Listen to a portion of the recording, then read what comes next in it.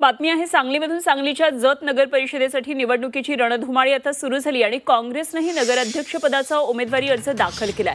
जोरदार शक्ती प्रदर्शन करत काँग्रेसकडून कृषी उत्पन्न बाजार समितीचे सभापती सुजय शिंदे यांनी नगराध्यक्षपदाचा उमेदवारी अर्ज दाखल केला। काँग्रेसचे माजी आमदार विक्रम सावंत यांच्या नेतृत्वाखाली काँग्रेस जत नगर परिषद स्वबळावर लढवली। नगर परिषदेच्या निवडणुकीसाठी थेट नगराध्यक्षपदाच्या उमेदवार म्हणून महाविकास आघाडीच्या वतीनं राष्ट्रीय काँग्रेस, त्याचबरोबर राष्ट्रवादी काँग्रेस, शरदचंद्रजी पवार गट, उभाटा, रासप, DPI अशा सर्व पक्षांचा समावेश असणाऱ्या पक्षाकडून मला आज उमेदवारी जाहीर झालेली आहे।